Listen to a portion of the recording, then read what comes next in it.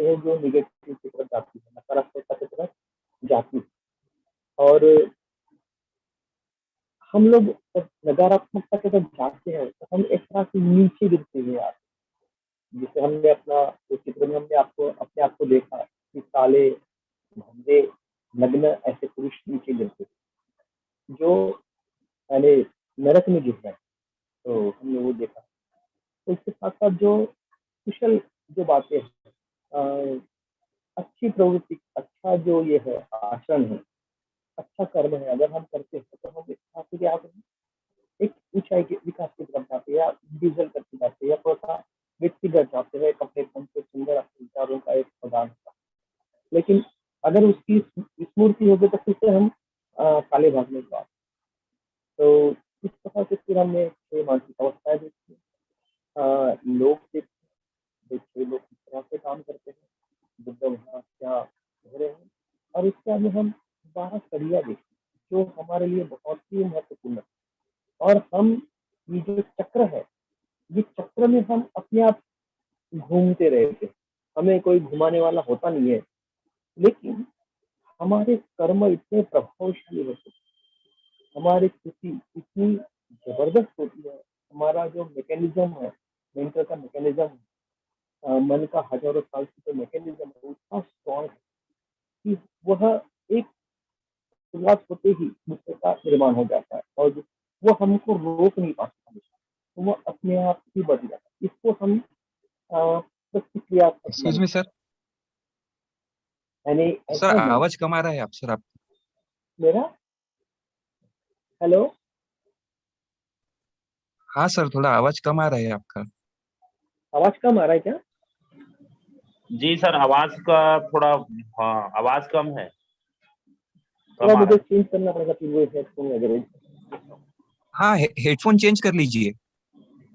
ठीक ठीक ठीक, वही तो ये वाला लगा है, ब्लूटूथ वाला लगा।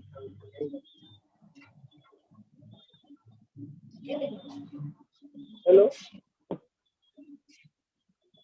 हेलो।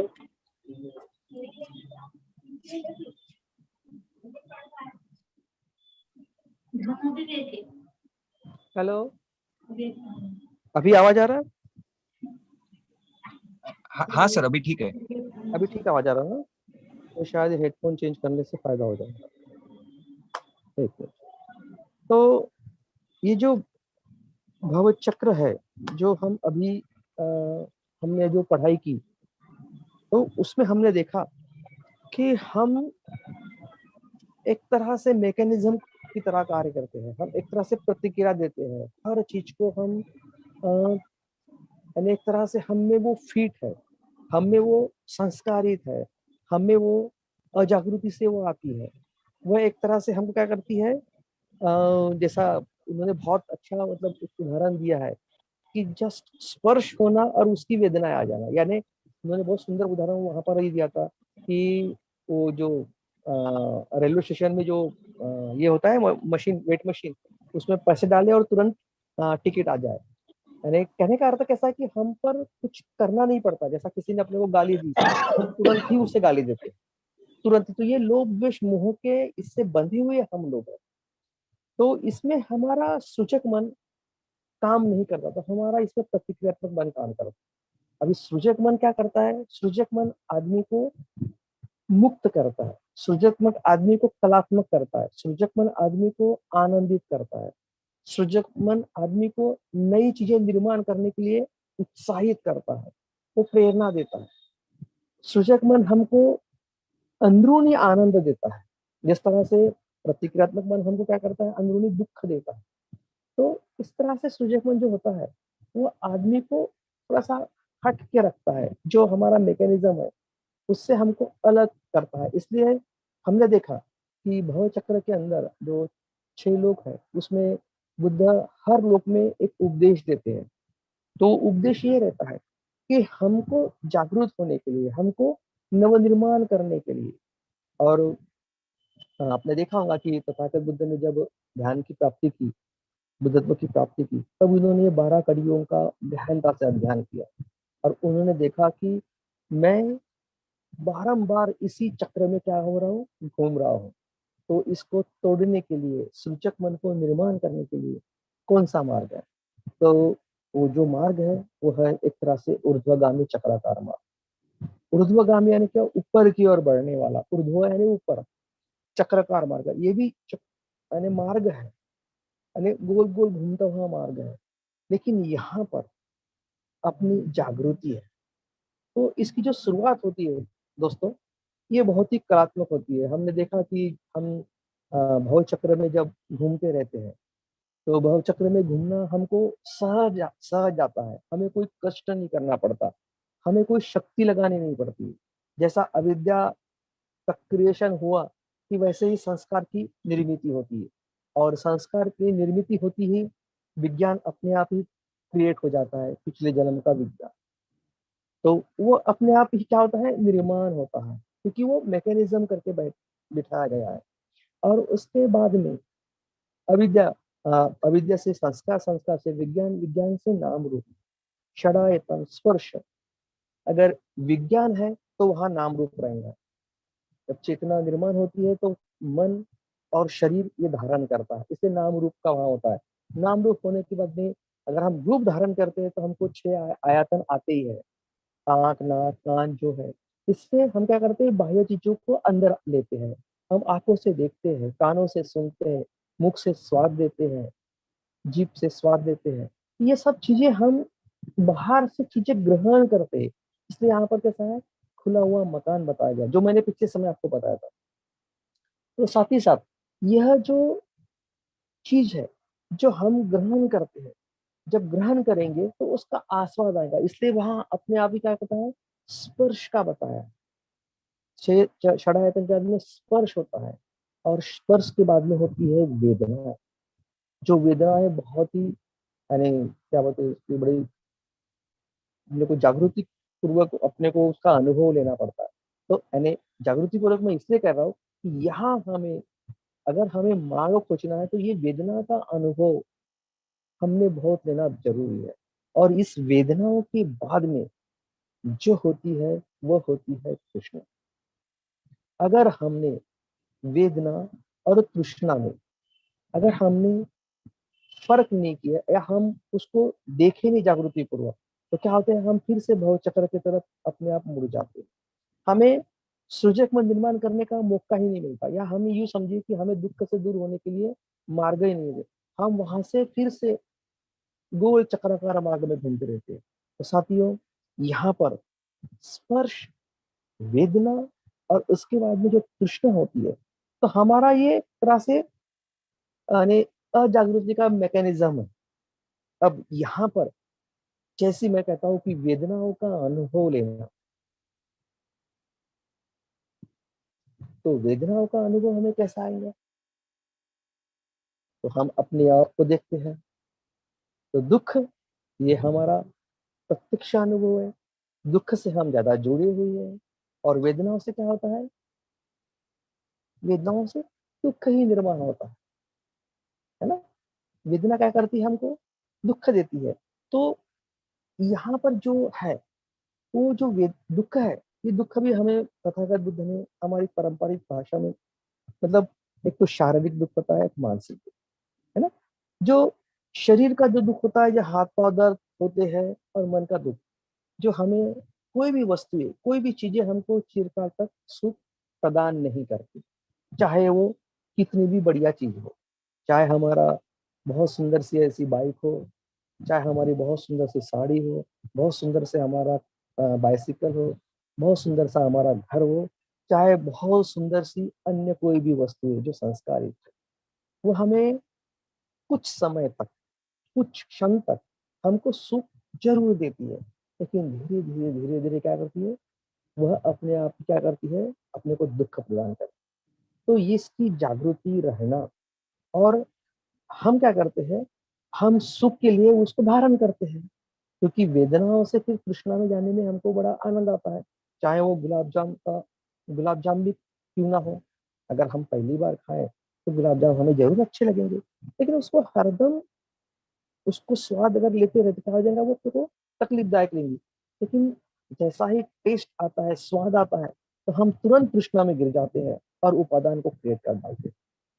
साथियों, यहाँ बड़ी ही शांति से, बड़ी ही नम्रता के साथ, बड़ी ही कौशल्य के साथ अपने मन को टटोलना पड़ता है, क्योंकि सृजक मन अपने आप निर्माण नहीं होता है। ये वो चीज है, घास जो है खेतों में अपने आप निर्माण हो जाती है, लेकिन हमको गेहूं या अनाज की बीज लगानी पड़ती है, तभी तो हमें वो अनाज देती है, खाने के लिए उपयुक्त होती है, हमारे शरीर को अच्छा करती है। उसी तरह से हमको अभी हमारे मन के ऊपर, हमारे मन पर कार्य करने के लिए, हमको सृजकता की ओर बढ़ने के लिए हमको यहाँ जागृति पूर्वक देखना पड़ेगा कि यह मैं कितने जन्मों से इस तरह से ही भोग रहा हूँ, कितने चीजें मैं बारंबार कर रहा हूँ, रोज मैं खाना खाता हूँ हर दिन, फिर भी तृष्णावश मैं टूट पड़ता हूँ, समय होते ही मुझसे रहना नहीं होता। एक दिन अगर हम थोड़ा सा चीज बोले तो हम कार्य करना हमको बड़ा मुश्किल हो जाता है। अगर कोई हमसे प्यार से बात नहीं करता, गुस्से में कर रहा, तो हम तुरंत उसको गुस्से में जवाब दे देते थे। हमको शांत रहकर सुनना आता ही नहीं। कोई हमें अच्छा बोले तो हमारा मन अजागरूकता से उस तुरंत प्रसन्नता प्रकट कर देता है, तुरंत अपने आप में क्या करता है, आनंदित महसूस करता है और अपने आप को बड़ा बताने का प्रयास करता है, लेकिन वह सोचता ही नहीं है कि वह जो कर रहा है वो सही में वो उसके जागृति से कर रहा है कि अजागृति से कर रहा है, या मैं भी जो ग्रहण कर रहा हूँ वो जागृति से ग्रहण कर रहा हूँ या अजागृति से। साथियों, यहाँ पर जब हम वहां देखते नहीं है, अजागृति पूर्वक, तो वो कार्य बहुत आसान हो जाता है, क्योंकि कुछ करना ही नहीं पड़ता। लेकिन जहाँ जागृति करना पड़ता है, हमको वो चैन को ब्रेकअप करना पड़ता है। कोई भी चीज जब हमको अपने रोटेशन में अगर उसको ब्रेकअप किया जाए तो आदमी को पसंद नहीं है। मसलन के तौर पर अगर सुबह उठना, अगर हमको रोज 8 बजे उठने की हैबिट होंगी समझो, तो हमको 8 बजे तक नींद लेना बड़ा अच्छा लगता है। अगर आपको बोलो 5 बजे उठ जाइए तो बहुत तकलीफ होती है।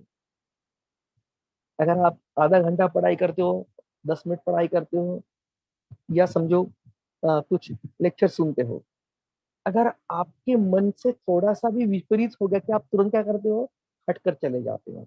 यूं समझिए, आप जब ध्यान करते हो तो ध्यान में कल्पनाओं में अपने आप खो जाते हो, उसमें कुछ करना नहीं पड़ता। लेकिन जागरूक रखने की बखता ही तो थोड़ा सा कष्ट करना पड़ता है। तो सृजक मन के लिए कष्ट करना पड़ता है, सृजक मन के लिए अपने जो मैकेनिज्म को चेंज करना पड़ता है, क्योंकि मैकेनिज्म में कोई शक्ति नहीं लगती, वो अपने आप हो जाता है। लेकिन विपरीत, उसके विपरीत जाने के लिए अपने आप को शक्ति लगानी पड़ती है। साथियों, जब ये शक्ति लगाती है तब हमारा मन वो संस्कारिकता से विपरीत काम करता है, तो उसी समय अपने को दुख की अनुभूति होती है। दुख की अनुभूति क्यों होती है? क्योंकि हमको कष्ट करना पड़ता है, हमको उस पर काम करना पड़ता है, उसको हमको अनुभव लेना पड़ता है। किसका? दुख, वेदना का। वेदना का अनुभव हमको जागरूक करता है। जब कभी हमारा प्रिय मित्र अभी था और अभी कोरोना से डेथ हो गया, ये सुनते ही हमको दुख होता है, लेकिन वो दुख में क्या होता है, हम अगर जागरूक रहे तो हम उसे सीख सकते हैं। नहीं तो हर दिन बहुत नजदीक के लोग चले जाते हैं, हमें कभी ध्यान नहीं होता है, हमारा समय यूं चला जाता है। कितने समय तक हम ध्यान करते बैठते, कई सालों से हम ध्यान कर रहे हैं, लेकिन हम क्या कर रहे हैं, फिर से प्रतिक्रियात्मक मन की तरह ही ध्यान करते रहे। कभी सृजकता, कभी जागृति, कभी उसमें हमारी शक्ति लगाते नहीं, लेकिन शक्ति लगाते हैं, तब आदमी को थोड़ी तकलीफ होती है। तब आदमी को क्या होता है, दुख का अनुभव लेना पड़ता है। जब दुख का अनुभव लेंगे तभी ये मार्ग तृष्णा में गिरना या नहीं गिरना, ये हमको दिखाता है। तो मैंने जैसा कहा कि हम शारीरिक दुख का अनुभव करते हैं, लेकिन फिर भी हम बहुत अहंकारी होती है, फिर भी हम झगड़े करना पसंद करते हैं, फिर भी हम अपने आप को बहुत स्ट्रांग समझते हैं। हम बहुत साल जीऊंगा ये अपने मन में धारणा लेकर हम आज भी सोए हुए रहते हैं। तो यह शारीरिक दुख है जो हमको हरदम बताता है कि आपका शरीर अनित्य है। आज आप जो अपने आप को बहुत बलशाली समझ रहे हो, ये तुरंत क्या होने वाला है, ट्रांसफॉर्म होने वाला है, दुख में कन्वर्ट होने वाला है। लेकिन हम लोग क्या करते हैं, आंखें बंद करके सोए रहते, आलस्य में पड़े रहते हैं। क्यों? क्योंकि हमको हमारा मैकेनिज्म क्या करता है, वैसा ही पड़ा रहने के लिए मदद करता है। हमको फिर से दुख, सो के रहे तो वैसा ही सो के रहने में आनंद आता है, और हम वैसे ही तृष्णा के, सोने की तृष्णा में फंसकर हम फिर से भव चक्र में चले जाते हैं। साथियों, तो यहाँ उठना है, तो अपने मन के खिलाफ काम करना है, अब मन की जागृति को बढ़ाना है, उसके परिणामों को देखना है, मतलब दुख का अनुभव लेना। तो हम देखते हैं हमारे आसपास की सभी वस्तुएं हमको दुख प्रदान करती है, लेकिन हमने भी कितनी चीजें जमा करके रखी है, संस्कारित वस्तुएं, हमारी संपत्ति। हमें पता है कोरोना में अभी मैं एक मित्र की तरफ गया था, ब्रह्मचारी की तरफ, उन्होंने बताया कि हमारे बस्ती के एक जो परिवार है उसमें सब मर गए, एक लड़की बची। कितना भयानक दुख के साथ, लेकिन हम क्या करते हैं, उस दुख से हम अपने आप को सीख नहीं लेते। ये जो हमारा मैकेनिज्म है, मन का मैकेनिज्म है, उसको हम समझ नहीं लेते, और क्या करते हैं, हम फिर से ही उसी इसमें पड़े रहते हैं। इसलिए क्या कहते हैं कि ये जो भव चक्र यानी ऊर्ध्वगामी चक्राकार मार्ग है, इसमें दुख से श्रद्धा की निर्मिति बताता है। दुख से श्रद्धा, जब हम इस मैकेनिज्म को तोड़ेंगे तब हमको तकलीफ होगी, लेकिन तकलीफ तो जरूर होंगी साथियों, लेकिन हमको एक एहसास भी होगा, हमको एक महसूस भी होगा, अपने अंदर आत्मविश्वास भी आएगा कि मैं इस चक्र से बाहर हट गया हूँ। पहले मैं अजागरूक था, अब मैं जागरूक हो गया। अपने अंदर, अपने मन के अंदर क्या हो गया, विश्वास निर्माण हो जाएगा। अपने मन के अंदर क्या हो जाएगा, जिसे कहेंगे अपने अपने मन को एक तरह से शाश्वती हो जाएंगी कि हाँ, मैं जागरूक हूँ। हाँ, मुझे अपने स्वयं का क्या है, स्वयं स्वयं का एक अस्तित्व है। अभी तक मैं मेरे अस्तित्व को स्वीकार नहीं कर रहा था, क्योंकि मैं जागृति नहीं था, मुझे मालूम ही नहीं था। इसलिए बोलते कि दुख का अनुभव, जब हम दुख का वास्तविक अनुभव लेते हैं और उसके परिणाम को देखते हैं, तो हम जागरूक हो जाते हैं।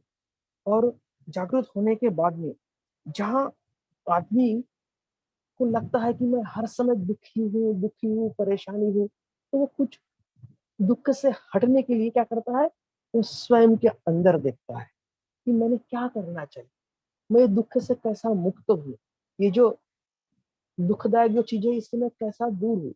तब जाके वो रुक जाता है, और रुकने के बाद में ऐसा कहते हैं कि वह अपने मन के संपर्क में आता है, क्योंकि उसका मन वह सृजक होता है, उसका मन नवनिर्मित करने वाला होता है, उसका मन खोज करने वाला होता है, उसका मन नए चीजों को पकड़ने वाला होता है।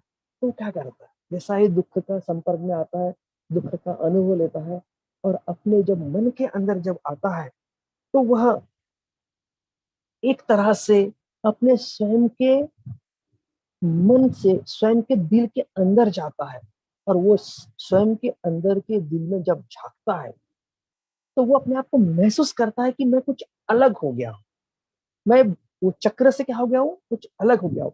ये अलग का आनंद ही आदमी को श्रद्धा का क्रिएट करता है। जैसा मान लीजिए हम जंगल में भटक रहे हैं, कंटिन्यूस भटक रहे हैं, यहाँ भाग रहे हैं, वहां भाग रहे हैं, हमको रास्ता मिल ही नहीं रहा, और अनायासे हम बहुत परेशान हो गए, क्योंकि जब हम दुख में भागते रहते हैं तो हमको होश नहीं रहता है, हम थकते रहते हैं, हम खोज में रहते हैं, तो हमारा ध्यान ज्यादातर बाहर की ओर होता है, खोज में होता है। लेकिन मां देख लीजिए, जैसा ही आपको रास्ता, कुछ हल्की सी पाँव के चलने की आवाज, या कुछ रास्ता हल्का सा जहां से लोग गए, ऐसा कुछ मार्ग दिखता है, तुरंत मन में एक समाधान सा निर्माण होता है, मन में एक तरह से श्रद्धा निर्माण हो जाती, कहीं ये मार्ग तो नहीं है, अंधेरे गुफा में आप बैठे हो और कहीं तो भी लाइट हल्का सा चमक में आ गया, तो आदमी को क्या होता है, अंदरूनी आनंद होता है। मतलब बाहर के वस्तुओं को दिया गया मन का प्रतिसाद, बाहर के अच्छाइयों को, बाह्य जो अच्छाई है, बाह्य सकारात्मक बात है, उसको दिया गया मन का प्रतिसाद, ये एक श्रद्धा का काम करता है। तो श्रद्धा ये जो होती है, ये दुख से आती है, और वो दुख से जितना हम जागरूक पूर्वक रहेंगे, जितना हम उसको समझेंगे, उसके जड़ को जाएंगे, उसके मूल को देखेंगे, उतनी श्रद्धा हमारी क्या हो जाएंगी, स्ट्रांग हो जाएंगी। नहीं तो देखो, हर दिन भी हमको दुख हो रहा है, हर पल हम दुख में रह रहे हैं, हमारा जीवन आज तक दुख ही जा रहा है। हम लाखों पैसा कमा रहे हैं, लेकिन हमें सुख मिल रहा है क्या? हम कितने चीजों को यूज कर रहे हैं, नए नए मोबाइल ले रहे हैं, एक मोबाइल छोड़ के दूसरा मोबाइल लेते, दूसरा मोबाइल तीसरा। अभी 2G की जगह 3G आएगा, 3G की जगह 4G आएगा, अभी 5G भी आ जाएगा। तो क्या हम रुकने वाले हैं क्या? हम वो खोज जरूर करेंगे, हम जरूर लेंगे। तो ये तृष्णाओं का बाजार, जिस तरह से मार्केट के जो प्रोडक्ट है हमको अजागृति पूर्वक क्या करते हैं, अपने मन के ऊपर कंट्रोल करते हैं। तो हमें ये कंट्रोल करते, लेकिन जब हम इससे मुक्त हो जाते, तब हमको हमारी वास्तविक आवश्यकता, वास्तविक हमारी जरूरतें हमको हमारे ध्यान में आती। तो साथियों, ये जो दुख से श्रद्धा, ये थोड़ा सा हल्का सा कठिन है, तो मैं इसको थोड़ा सा स्टोरी में कन्वर्ट करता हूँ। एक स्टोरी बताना चाहता हूँ जिससे आपके ध्यान में आ जाए। आपने बहुत सुंदर ऐसी कहानी सुनी होगी, मैं 2 कहानी बताऊंगा, दोनों दुख से श्रद्धा कैसे निर्माण होती है उसके ऊपर आधारित है। आपने बहुत ही सुंदर ऐसी किस्सा गौतमी की कहानी आपने सुना होगा, या पटाचारा की कहानी सुना होगा। तो हम ये 2 कहानी दुख का एहसास हमें कराती है, और एक श्रद्धा कैसे निर्माण हो गई उसको भी हम देखते हैं। तो अब दिखाऊंगा कि श्रावस्ती एक एक सेठ की पुत्री थी। श्रावस्ती नगर था, उसमें बहुत मतलब श्रेष्ठ धनी आदमी था। उसकी पुत्री थी, वो उम्र में आने के बाद उसको प्यार की कली उसके दिल में खिल गई, और वह एक अपने नौकर के साथ क्या हो गई, प्यार में फंस गई। अब आप सब जानते हो, जब ऐसी घटना होती तो लोग घर से क्या करते हैं, भाग जाते हैं। घर में कोई रहता है क्या? कभी कोई नहीं रह सकता, क्योंकि अगर घर में अगर रहेगा तो डंडे मिलेंगे। तो सेम उस काल में भी वह लड़की अपने नौकर के साथ क्या होती है, भाग जाती है। भाग जाने के बाद में नेचुरली क्या होता है कि कहीं गांव में जाके बस जाते हैं और शादी होती है, क्योंकि उनका जो भव चक्र है वो इस तरह से ही घूमते रहता है। तो शादी होने के बाद में बच्चे हो रहे हैं। तो वो लड़की उस नौकर के साथ गांव में रहती है, ये अमीर घर से पली हुई एक वहां का नौकर रहता है, उसके साथ वो जाती है। तो आप सोचिए, अ, उस स्त्री, वो जो लड़की है, वो कैसी मानसिकता से जा रही।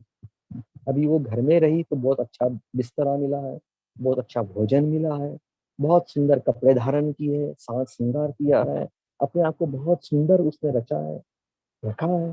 लेकिन जब वो नौकर के साथ दूसरे गांव में चले गई तो वो कैसी रही होंगी? उसे शायद अच्छे से घर भी नहीं मिला होगा। अभी नौकर जो होता है वो कितना अच्छा काम कर सकता है, उसके ऊपर डिपेंड, वो नौकरी करेगा, मजदूरी करेगा, मजदूरी में कितने पैसे मिलते हैं, कैसे कैसे जीवन जिएंगी। तो ये सब चीजें वो लड़की दुख का अनुभव करते रहती। तो अनुभव करते करते क्या होता है, इन दोनों की शादी होती है। तो नेचुरली उसके उसको मतलब वो प्रेग्नेंट रहेंगी, उसको गर्भवती रहेंगी।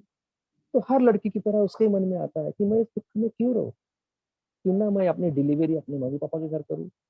तो क्या करती है, अपने पति को बोलती, मेरे स्वामी, मैं अपना बच्चा मेरे माँ के घर में पैदा करना चाहता हूँ, मतलब मैके में जाके पैदा करना चाहता हूँ।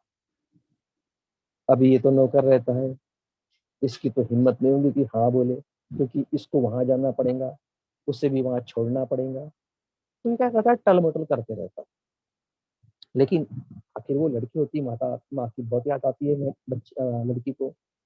तो क्या होती है, जब ये बाहर काम करने जाता है, एक दिन वो घर से निकल जाती है, और अपने जो घर मालकिन होती है, जो जहाँ वो किराए से रहते हैं, आसपास पड़ोसी को बताते हैं कि जब भी आएंगे तो उनको बता देना आप कि मैं अपने मायके चली गई। तो लड़की वो निकलती है वहां से, पेट से रहती है, जाते रहती है। तो रास्ते में क्या होती है, उसकी डिलीवरी हो जाती है। और इसका पति जैसा ही घर में आता है, उसको पता चलता है, अरे मेरी बीवी तो मैके चली गई। तो इसको डर रहता है कहीं उसे मारे ना, काटे ना, कुछ ये। तो ये भी भागते हुए जाते रहता है, तो रास्ते में वो पकड़ लेता है उसको, और बोलते मत जाओ उधर करके। ये दोनों, अब बच्चा पैदा हो ही गया रास्ते में, तो उसको लेकर लौट जाते हैं। फिर कुछ समय हो जाता है, सेम घटना घटती है, फिर से वो गर्भवती रहती है। और क्या होता है साथियों, फिर से वो लड़की अपने पति को विनती करती कि मैं अपनी माँ के घर ले जाना चाहती। अब पिछले समय तो इसने मना किया था, लेकिन अब वो मना नहीं कर सकता है ना। कोई भी पति की इतनी हिम्मत नहीं कि वो ज्यादा बीवी को मना कर सके। एक बार चल सकता है, बारंबार किसी का बस नहीं चलता है। तो ठीक है, ऐसा बोलकर क्या करता है वो, जितना टालना है उतना टालने का प्रयास करता है। और क्या करता है वो, धीरे से उसको आखिरी आखिरी दिनों में उसको परमिशन देता है। क्या करते हैं वो, शाम के समय और सब घर छोड़ते हैं और जंगल के रास्ते से निकलते हैं। अब जैसे ही वो जंगल के रास्ते से निकलते, उस समय बारिश का मौसम होता है। अभी अब जब ये जैसी बारिश है, आंधी तूफान छूटता है। ये तो पहले से बच्चे को लेके रहती है और पेट से होती है। तो बोलते देखो, ये बारिश का मौसम है, मुझे कुछ यानी रास्ते में ऐसा कुछ बनाओ जिससे मुझे बारिश न लगे या जिससे मुझे दर्द ना हो। तो वो आदमी क्या करता है बेचारा, अपने पत्नी के लिए यहाँ वहां से लकड़ी तोड़ते रहता है और छोटा छोटा सा एक तरह से उसको सेफ हो रहे ऐसा बनाने का प्रयास करता है। लेकिन वो लकड़ी काटते समय, तो पता है बारिश के समय सांप बिच्छू वगैरह सब निकलते रहते हैं। तो जैसे ही वह लकड़ी काटने जाता है उधर, उसको सांप काटता है और वो क्या होता है, मर जाता। सांप काटने के बाद में आदमी मर जाता। अब ये उसी रात इसकी फिर प्रसव वेदना होती है, उसको फिर से पुत्र रत्न प्राप्त हो जाए। तो देखती है कि रात भर मेरा पति नहीं आया, बहुत चिंतित होती है, बहुत तरफ जंगल में रहना। आप कल्पना करके देखिए, एक छोटे बच्चे को लेकर जंगल में रहना कितना कठिन होता है। और बारिश का मौसम है, बहुत डरी हुई होती है, बहुत घबराई होती है। जैसा ही हल्का सा उजाला होता है, वो बोलती कि मेरे पति कहाँ है। वो देखती है चारों, तो दिखता नहीं है वो। तो बोलती वो किधर गया था, तो उस तरफ वो जाती है। एक अपने छोटे बच्चे को एक गोद में, छोटे बच्चे को और सीने से अपने को नवजात बच्चे को लेकर वो चलती है। जाकर देखती है तो उसका पति क्या होता है, वह मरा पड़ा होता है, क्योंकि रात को जंगल में उसको सांप ने काटा होता है। बहुत चिल्लाती है, रोती है, कोई नहीं रहता। लेकिन दुख देखिए कितना भयानक है। उसको इतनी परेशानी होती है और रोती है, अब क्या करे, पति को छोड़े कुछ कर नहीं सकती। और आपको पता है कि जब प्रेग्नेंट महिलाएं होती है, वो बहुत ही कमजोर हो जाती है, बहुत शक्तिहीन हो जाती है। अब उसके बस में ये बात नहीं रहती कि वापस अपने घर लौटे। बोले अभी नजदीक है मेरा मैका, क्यों ना मैं वहां चले जाऊं। इसलिए वो अपने बच्चे को कैसे तो पकड़ती है और धीरे धीरे चलती हुई रास्ते की तरफ बढ़ती है। रास्ते में बहुत बड़ी नदी होती है साथी। अब आप देखोगे कौसम्बी साइड, इधर यूपी साइड में बड़ी बड़ी नदियां होती है। तो वैसे एक नदी का नदिया नाला होता है बड़ा वाला। वो बोलते हैं तो मुझे इससे पार करना ही है। लेकिन वो सोचती है कि मैं तो बहुत कमजोर हूँ, मैं दो दो बच्चों को नहीं ले जा सकती। नेचुरल है, माँ अपने बच्चों को बहुत केयरिंग करती है। समय बारिश का होता है, चारों तरफ भयान होता है, डरी हुई होती है वो। तो वो सोचती है कि क्यों ना मैं पहले बड़े बच्चे को, पहले छोटे बच्चे को मैं लेके जाऊं। तो वो क्या करती है, बड़े बच्चे को वही रखती है और छोटे बच्चे को लेके क्या करती है, जो होता है उसको वहां पर मतलब नदी के उस पार छोड़ देती है, वहां उसको बिठाती है। और जैसी वो लौटती रहती है लेने छोटे बच्चे को लेने के लिए या बड़े बच्चे को लेने के लिए, दोनों नदी के बीच में वो खड़ी। तो देखती क्या है, जो छोटा बच्चा होता है, जो बहुत ही नवजात बालक होता है, जस्ट हुआ होता है, वो कपड़े में लपेट के उसको सुरक्षित रखती है। वहां पर कुछ कौवे बोलो या गिद्ध बोलो या ऐसे उड़ना उड़ने वाले जो पक्षी है वो वहां बसे हुए, और उनको लगता है कि ये कुछ खाने की चीज है। अब पक्षियों का तो ये धर्म होता है, खाना उनको पहले चाहिए। तो वो उसकी ओर झपट पड़ती। तो अभी माँ, ये इतनी माँ नदी के बीच में खड़ी होती है और वो बहुत परेशान होती है कि अब करे क्या, कि वो छोटे बच्चे के ऊपर क्या हो रहे हैं, कौवे या गिद्ध झपट्टा मार रहे हैं। तो उनको भगाने के लिए वो चिल्लाती, तालियां बजाती, भागो करके, यानी एक तरह से ऐसे इशारे करती। तो इशारे करते ही ये जो बालक होता है, जो नदी किनारे दूसरी ओर खड़ा होता है, उसको तो समझ में नहीं आता। उसको तो माँ का तालियां की आवाज सुनती, तो उसे लगता है कि मेरी माँ शायद बुला रही है। शायद वो 4-5 साल का, 4 साल का, 5 साल का बच्चा होगा, उसको उतनी समझ नहीं। और क्या होता है, माँ एक्चुअली दूसरे साइड में जो छोटा अभ्रक होता है, बालक होता है, उसको उसके ऊपर जो कौवे या गिद्ध कर रहे हैं उसको भगाने का प्रयास करती है। तो ये बच्चा चलकर क्या करता है, नदी में गिर जाता है, क्योंकि वो सोचता है कि मेरी मम्मी बुला रही है। वो देखती है इधर मुड़ कर, फिर बच्चा गिर जाता है। उसकी तरफ जैसे ही भागती है तो इधर पीछे साइड देखती है कि जो गिद्ध होता है उस कपड़े में लपेटे हुए बच्चे को उठा के लेके जाता है। वो इतनी टूट जाती है कि क्या बता। एक माँ एक तरफ उसका नवजात बच्चा उठा के ले जाओ, एक छोटा बच्चा उसका पानी, और ये बहुत कमजोर है क्योंकि जस्ट उसकी क्या है, डिलीवरी हो, इसमें शक्ति नहीं है। एक तरफ उठती है, फिर वो किनारे की ओर आती है जिधर उसका मायका होता है, वो साइड में आ जाती है। आकर देखती है, बहुत रोती है, बहुत परेशान होती है, छोटे बड़े बच्चे को देखना चाहती है, क्या है करके वो कुछ मिलता नहीं। रो रो के उसका हाल बहुत बुरा हो जाता। अब पहले के समय में टेलीफोन नहीं हुआ करते थे, तो राहगीर आना जाना करते हैं, तो ये देखती है ये बहुत रोए हुए, तो कोई ना कोई आदमी पूछते, बेटा कहाँ से आए हो, किधर जा रही हो। तो वैसे ही एक आदमी बता, बोले मैं तो श्रावस्ती की रहने वाली हूँ, इस सेठ की पुत्री हूँ।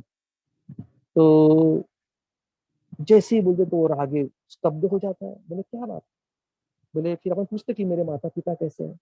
तो ये लड़की भी पूछती है कि मेरे माता पिता कैसे हैं।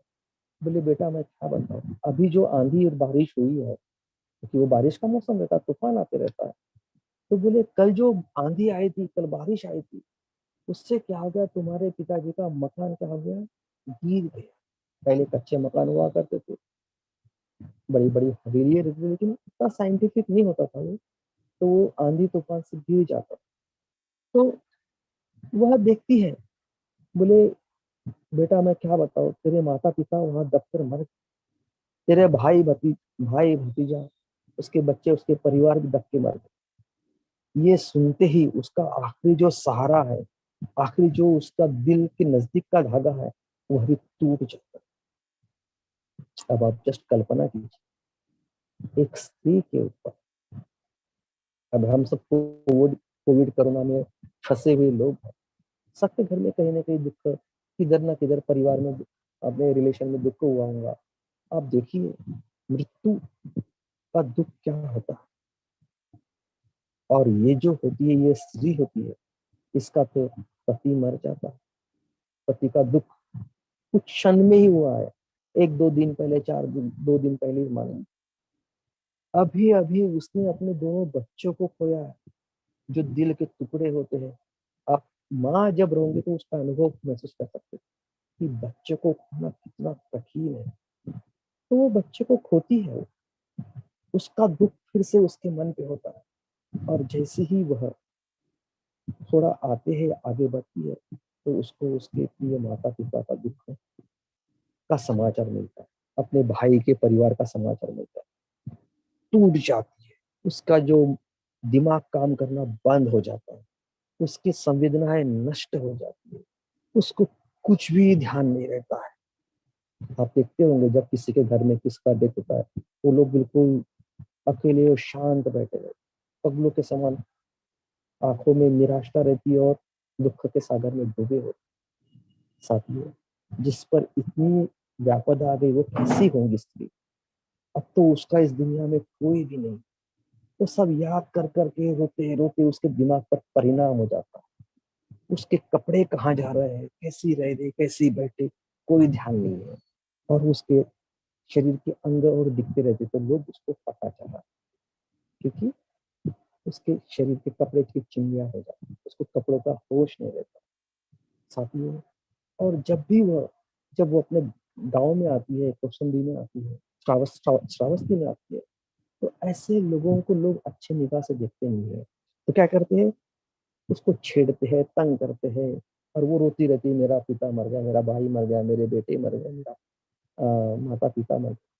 वो रोती रहती, तो उसको लोग और छेड़ते रहते, तंग करते रहते, क्योंकि ये समाज लोगों को अच्छे से जीने नहीं देता। लोग, उनकी सांस्कारिकता इतनी गंदी होती है, क्योंकि वो क्या करते हैं, जो कमजोर है उसको और कैसा कमजोर किया जाए, ये संसार की रीति होती है।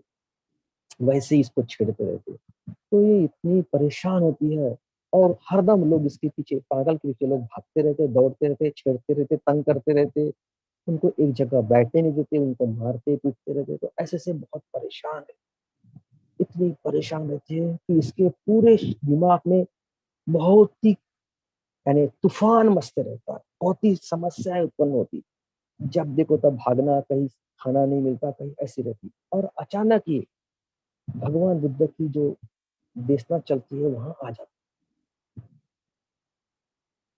अब ऐसी स्त्री जहां भगवान बुद्ध देशना कर रहे हैं, वहां पर आते ही उसके कपड़े फटे हुए है, कपड़े आधे से पूरे, आधा शरीर उनका ऐसा दिख रहा है।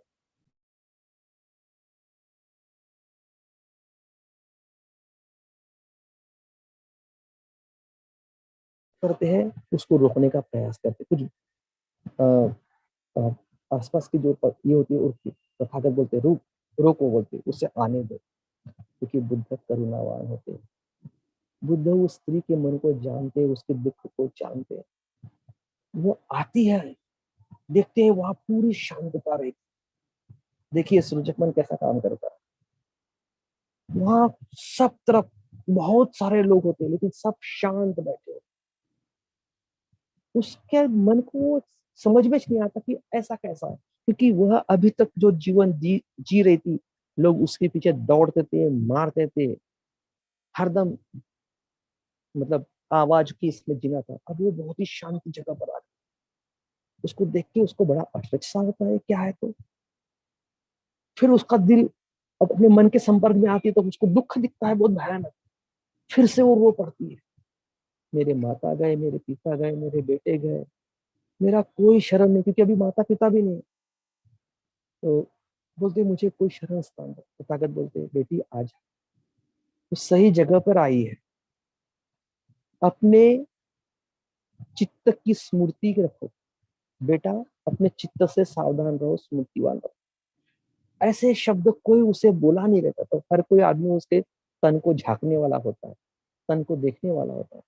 ऐसे ही बोलते उसको एक तरह से, एक बिन माँ बाप के बेटी को जैसा बुद्ध बोलते बेटा शांत हो जाओ।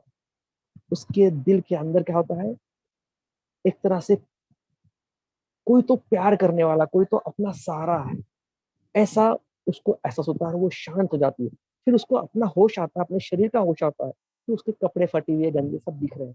तुरंत भिक्षु आके उसको चिवर डालते थे, नहीं उसके तन को ढाक देते हैं, क्योंकि वहां पब्लिक होती है। उसको ये भी बड़ा आश्चर्य होता है कि अभी तक तो कोई मेरे ऊपर कपड़ा नहीं डालता था, उल्टा मुझे गलत इससे करते थे, ये कैसे हुआ। तब बुद्ध कहते हैं कि बेटा अपना कोई शरण स्थान नहीं है, ना माता पिता ना बेटा, अपना कोई शरण स्थान। तो कुशल कर्म, अच्छे कर्म ही क्या है, अपने शरण स्थान। ये वो जैसी सुनती है वैसी भवक रो पड़ती है, और भगवान बोलते मुझे शरण दीजिए। तथागत बुद्ध उसको अपने दुखी संगम में शरण। साथियों, जब हम दुख के संपर्क में गए तो मैंने कहा कि अपने अंदर की उच्चतम भावना को बाह्य जगत की श्रेष्ठता के संपर्क में जो प्रतिसाद मिलता है, प्रतिक्रिया नहीं, प्रतिसाद मिलता है। अब बुद्ध ने क्या किया, उसको प्रतिसाद दिया, आ जाओ बेटी, आपको शरण स्थान मिल जाए, उत्तम शरण जगह पे आप आ गई।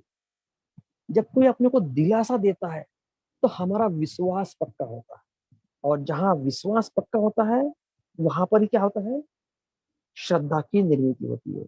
और ऐसा कहते हैं कि मन को प्रसन्नता और बड़ी आकांक्षा पैदा करना ये श्रद्धा की पहचान है। मिलिंद प्रश्न में ये बताते, मन में प्रसन्नता निर्माण करना और बड़ी आकांक्षा, ये श्रद्धा की पहचान है। अब ये जो पटाचारा थी, इसका मन कितना विचलित था, कितना भयभीत था। ये शांत जगह आती ही, आप कभी बहुत खतरनाक दुख में हो, परेशानी में हो, और आप जैसे ही त्रिरत्न बौद्ध महासंघ के शिविर में आते हो, पूजा स्थान देखते हो, तो आप क्या महसूस करते हो, आपके मन को प्रसन्नता पैदा करती है। बहुत ही सुंदर ऐसी बुद्ध मूर्ति, बहुत ही सुंदर ऐसा पूजा स्थान, वो पूजा स्थान को देखते ही क्या होते हैं हम लोग नतमस्तक हो जाते हैं कि नहीं, मुझे यही रहने का। साथियों, मन को आनंदित रखना, आनंदित करना, ये श्रद्धा की पहली पहचान है। और अपने अंदर की श्रेष्ठता जब जगत की उच्चता के संपर्क में आती है, तब जाके श्रद्धा पैदा होती है। तो अपने अंदर भी सकारात्मकता है, अपने अंदर भी अच्छाई है, लेकिन वो अच्छाई कब रहेंगी? जब हम जागरूक रहेंगे। दुख में भी जागृति, उस दुख की जागृति रहेंगी तो श्रद्धा पैदा होगी। तो जैसा ही दुख से हम लोग खोजने के लिए कुछ तो हमको सहारा चाहिए, हमको कुछ तो सुख की अनुभूति चाहिए, खोजते रहते हैं।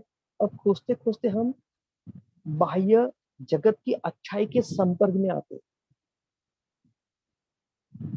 इसमें बहुत सुंदर बताया कि मिलिंद प्रश्न में बहुत बताया कि मान लीजिए एक राजा अपने असंख्य सैनिक के साथ जा रहा है, बीच में नदी है, नदी पार करके वो बोलता है कि सेनापति के जो उनको बोलते कि मुझे एक गिलास पानी चाहिए, तो जाओ मुझे पानी ला के दो। अब क्या करते हैं, वो सेनापति जो भी नौकर चाकर जाके वो पानी ले आते, लेकिन वो पानी क्या होता है, मटमैला होता है, क्योंकि कई लोग वहां से गुजरे होते हैं।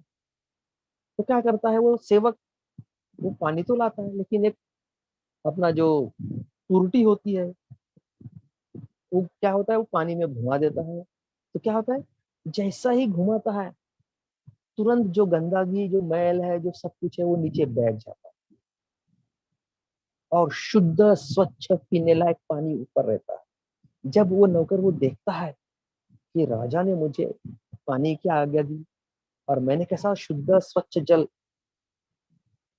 को देखते ही उसके मन में प्रसन्नता होती है और वो पानी पीने योग्य होता है, मतलब वो ग्रहण करने योग्य होता है। उसी तरह से श्रद्धा है। अभी यहाँ पर ये जो गंदगी नीचे बैठती है, ये हमारे दुख का जो कुछ दुख, दैमनस्य, भय, सब कुछ ये नीचे बैठ जाता है और हम क्या होते हैं, अच्छाई के संपर्क में आते हैं, यानी हमारा मन शुद्ध हो जाता है, मन आनंदित हो जाता है, मन प्रसन्न होता है, साफ सुथरा हो जाता है, हम देखने लायक हो जाते हैं। तो ये श्रद्धा की पहली पहचान है और वो पानी पीने योग्य होती है। तो अपने को जो चाहिए वो पानी वहां से मिलता है। हमको जो चाहिए, जो पीने योग्य पानी है, वह त्रुटि घुमाते ही क्या होता है, सब वैसे ही श्रद्धा। जब आदमी कठिनाई से, दुख से, दैमनस्य से, बहुत परेशानी से अच्छाई के संपर्क में आते हैं, तो हमारा मन क्या होता है, शुद्ध होता है। हमारे मन में जितनी भी गंदगी, काली कलुती जो बातें, वो सब नष्ट हो जाती है और अच्छाई के संपर्क में आते हैं। तो श्रद्धा क्या है? श्रद्धा आनंद की तरफ आती है। और श्रद्धा क्या करती है? विश्वास दिलाती है। श्रद्धा आकांक्षा, अपने को एक जगह बैठने नहीं देती, तो अपने को गतिशील करती है। सृजक मन क्या करता है, आदमी गतिशील करता है। वो सोने के लिए नहीं बोलता, वो आलस्य में रहने के लिए होता, वो डेवलप करता है, वो विकसित करता है। तो इसमें क्या होता है कि वो बड़ी आकांक्षा पैदा करता है। अब ये लड़की जो इतनी, जिसके तन पर कपड़े नहीं, वो बुद्ध धम्म के संग में आके क्या क्या होती है, उसमें बड़ी बड़ी आकांक्षा पैदा होती है कि मैं भी वैसा हूँ। इसलिए हम जब शरणगमन करते हैं तो हम क्या बोलते हैं कि मैं भी वैसा हूँ। तो हम अगर रुकते नहीं है, अगर हमें श्रद्धा है, तो हम केवल धम्म मित्र, धम्म सहायक बन के नहीं बैठे रहेंगे। अगर हमें वास्तव में श्रद्धा है तो हम आगे बढ़ेंगे। मन में बड़ी आकांक्षा पैदा हो कि मैं भी धम्माचारी बनूं, मैं भी मतलब श्रोतापन्न बनूं, मैं भी और डेवलप हूँ, मैं भी और अपना विकास करूं, मैं भी बुद्ध बनूं। साथियों, यहाँ पर सृजक मन काम करता है, यहाँ प्रतिक्रियात्मक मन काम नहीं करता है। ये सृजक मन है, दुख से श्रद्धा की निर्मित होती। प्रतिक्रियात्मक मन बोलता है सो जा, मस्त 4 घंटे 8 घंटे सोने का है तो फिर सो जाओ। सृजक मन सोने नहीं देता है। दोनों सपने देखते हैं, लेकिन ऐसा कहते हैं कि नींद में दिखा हुआ सपना क्या होता है, आदमी को क्या करता है, सोने देता है। लेकिन जो दिन में जो सपना देखते हैं, रात में देखा हुआ सपना आदमी को सोने देता है, लेकिन दिन में जो सपने देखते हैं वो क्या करते हैं, बहुत डेवलप होते हैं। तो इसमें भी एक बहुत सुंदर उन्होंने उदाहरण दिया कि महत्व, आकांक्षा, आशाएं कैसी पैदा करना। बोलते मान लीजिए अभी बारिश का मौसम है, सभी चारों तरफ पानी बढ़ रहा है, नदी नाले बह रहे हैं और हम भी जा रहे हैं। रास्ते में मान लो बहुत बड़ी नदी है, हमारी हिम्मत नहीं होती क्योंकि हम अजागरूक होते हैं, हमको मालूम नहीं होता है। लेकिन कोई वीर आता है और देखता है, अरे ये नदी को जांचता है, वो चेक करता है और धीरे से उतर कर क्या करता है, वो नदी को पार करता है। उसको पार करते हुए देखते ही हम में भी क्या होता है, कॉन्फिडेंस बढ़ता है, हमें भी विश्वास बढ़ता है। और उसने जैसा पार किया वैसा ही पार कर कर हम क्या करते हैं, नदी को पार करते हैं। इसलिए बड़ी आकांक्षा पैदा करना। पटाचारा के मन में भी इतनी शांति देखकर, इतना सुंदर समारोह देखकर उसके अंदर क्या हो गई कि इसको भी मैंने, इसमें आना चाहिए। इसलिए बुद्ध को नमन करती है, तथागत मुझे शरण दो। और बुद्ध ने पटाचारा को शरण दी और मालूम है वो 500 भिक्षुनी की नायिका बनी। आप देख सकते हो, पटाचारा एक बहुत ही यानी अद्वितीय ऐसी भिक्षुनी हुई है जिसके बहुत ही गुणगान किए गए हैं। ऐसी पटाचारा जिसने दुख से श्रद्धा को क्रिएट किया। साथियों, हम अपने जीवन में भी हम लोग बहुत दुखी हैं, लेकिन हम दुख का जब अनुभव करेंगे, उसके सही में जड़ तक जाएंगे और अपन खोजेंगे कि मुझे कैसा इससे बाहर निकलना है। क्योंकि हमने बहुत पढ़ाई की, बहुत पैसा कमाया, बहुत कुछ चीजें की, लेकिन हमने चिंतन नहीं किया। हम मैकेनिज्म में पढ़ते रहे, हम हमारे जीवन हमको मिला, लेकिन हम उसको क्या कर रहे हैं, अजागरूक से जाने जा रहे हैं। कल कब मरेगा कोई गारंटी। तो क्या मरते समय हमको ये अनुभव आना चाहिए क्या कि मैंने अभी कुछ भी नहीं किया। मेरा स्वयं का अनुभव है, जब कोविड मुझे हो गया था, हर रात मुझे तकलीफदायक होती, कब क्या होगा पता नहीं, मेरे मित्र का डेथ हो गया। तो ये दुख हमको एहसास कराने देना चाहिए। इसलिए अंतिमतः शरण धम्माचरण करना, शरण गमन करना और कुशल कार्य करना, ये हमारा काम है। हमारा कब क्या होगा कोई भरोसा नहीं। तो क्यों ना हम कुशल कार्य करें, क्यों ना हम श्रद्धा युक्त हो जाए। और श्रद्धा युक्त होंगे तभी तो हम आगे बढ़ेंगे, तभी तो हमारा कुशल मन निर्माण होगा, सृजक मन हमारा निर्माण होगा। तभी तो हम दुख से मुक्त होंगे, तभी तो हम अजागृति से जागृति की ओर आएंगे, तभी तो हम। तो साथियों, ये जो पटाचारा, ये पटाचारा हम सब के बीच में है, हम सब के दिल में है। हम सब पटाचारा ही है, हमने सब खोया है। क्या आपको लगता नहीं आपका कुछ खोया हुआ है? आपके घर में किसी का डेथ हुआ है ऐसा मालूम नहीं है?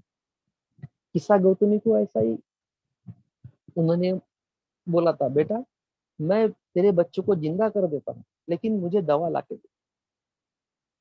वो भागी, दौड़ी, लोगों के पास गई कि मुझे थोड़े से सरसों के बीज दे दो। लेकिन एक बात है कि आपके घर में कोई मरा हुआ नहीं चाहिए। देखो, श्रद्धा अपना अंदर का मन कैसा प्रतिसाद देता है। हर जगह उसको ऐसे ही लोग मिले कि मेरे घर में कोई मरा हो। पहले वो दुख में थी, चिंतन किया उसने कि हर कोई मरा हुआ है। वह देखते ही उसके मन में सत्य का ज्ञान हो कि हर कोई क्या होता है, मर। पटाचारा को भी ऐसा ही ज्ञान हो। पटाचारा जब भिक्षुनी हुई, वे एक बार पांव धो भिक्षुनी बनने के बाद में वो पांव धो रही थी।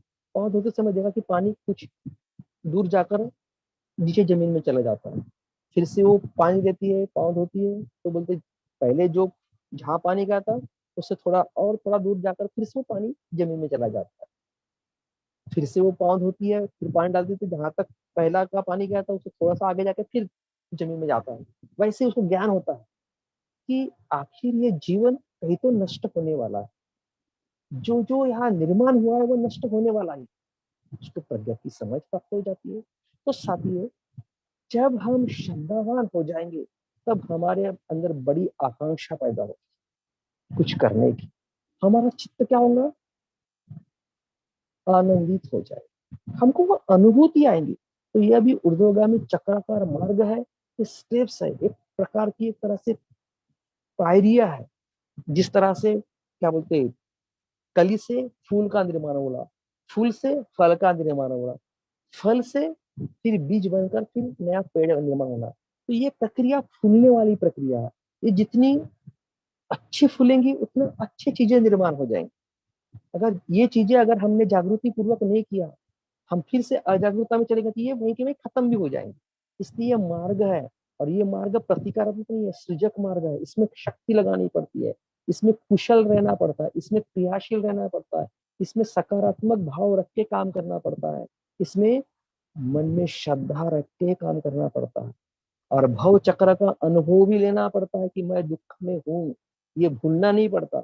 जहां दुख भूल गए फिर से आदमी अंधकार में चला जाता। इसलिए कहते हैं कि पतित को पतित की जागनी करके दो। बाबा साहब ने कहा ना, पतित को पतित की जागनी कर देना। कुछ पतित ऐसे होते हैं उनको मालूम ही नहीं होता है कि वो पतित है, यानी कुछ मूर्ख ऐसे होते हैं कि उनको मालूम ही नहीं होता है। लेकिन जिस दिन मैं मूर्ख हूँ ये समझ में आ गया, उस दिन क्या करूंगे आप, ज्ञान को। लेकिन हमको समझ में क्या आता ना कि मैं मूर्ख हूँ कि नहीं, या मैं गुलाम हूँ कि नहीं। से बाबा साहब भी कहते हैं गुलाम को गुलामी का एहसास करा दो तो वो जागरूक हो जाए। साथियों, ये वर्ड जितने कठिन है लेकिन वो हमारे लिए है, वो हमारे डेवलपमेंट्स के लिए, हमारे सूचक मन के लिए। मैं प्रतिक्रियात्मक मन में हूँ कि नहीं हूँ, जब तक ये हमें समझ में नहीं आएगा तब तक हम सूचक मन की तरफ बढ़ नहीं सकते। आप रोज ध्यान करते हो, क्या वास्तव में आपका मन शांत होता है? हमने सोचना चाहिए। क्या वास्तव में मैं आज भी त्रिशरण पंचशील का बराबर पालन कर रहा हूँ कि नहीं कर रहा हूँ?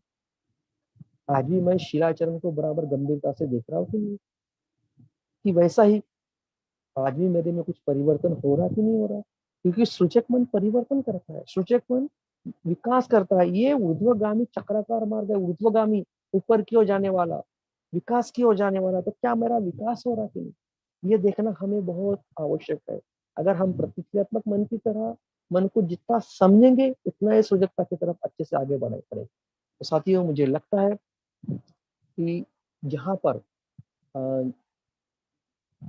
खासकर हमने हमारे भव चक्रों को हमने आज देखा है कि हम किस तरह से घेरे में गिर रहे हैं, हम किस तरह से अजागरूक मन से हम काम कर रहे हैं, हम कितने हम एक तरह से मैकेनिज्म में जी रहे हैं जिसपे हमारा कंट्रोल नहीं है।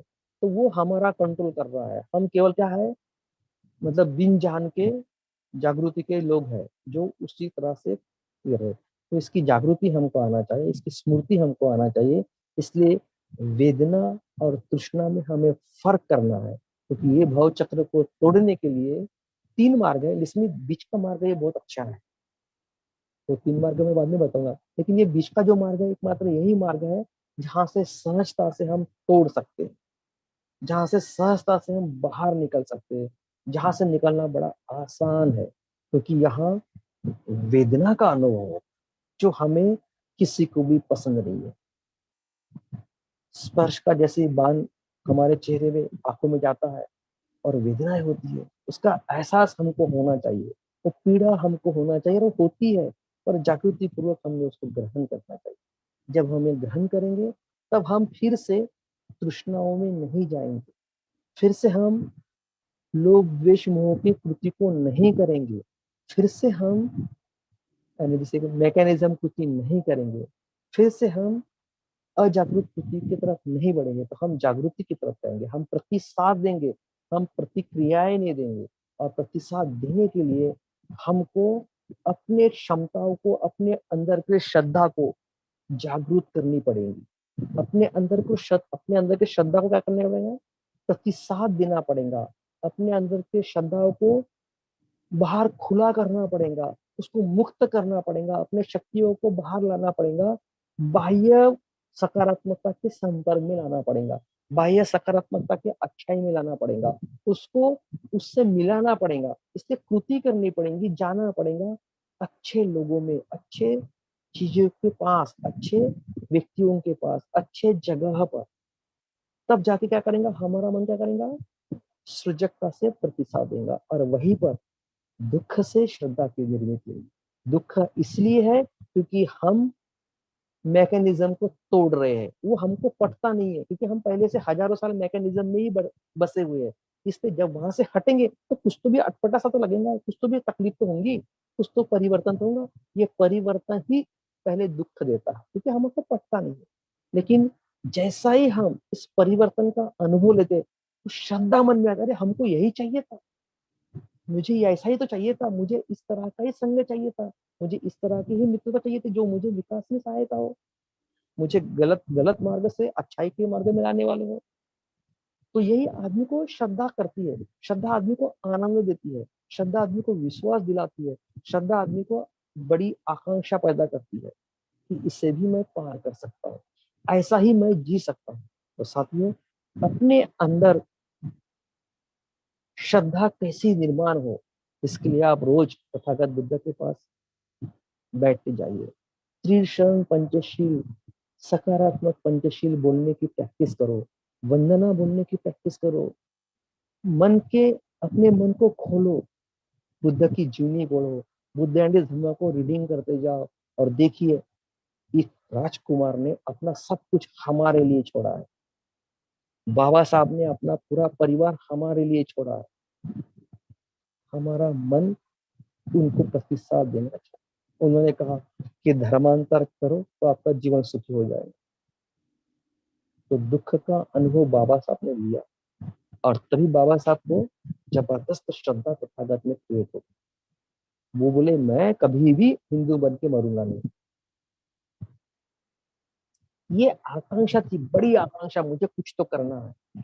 वे रुके नहीं, वो बैठे नहीं, सोए नहीं, तो क्या किया उन्होंने, वो सब बेड़ियों को तोड़ डाले, भव चक्र को क्या कर दे, तोड़ डाले उन्होंने और ऊर्ध्वगामी चक्र का मार्ग की तरफ बढ़े।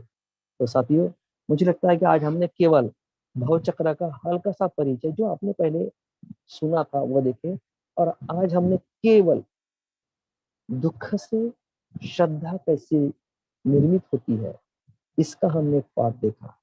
आगे हम श्रद्धा से आनंद, यही श्रद्धा हमको कैसा आनंद देती है इसको हम देखेंगे। थैंक यू, धन्यवाद। अगर कुछ प्रश्न हो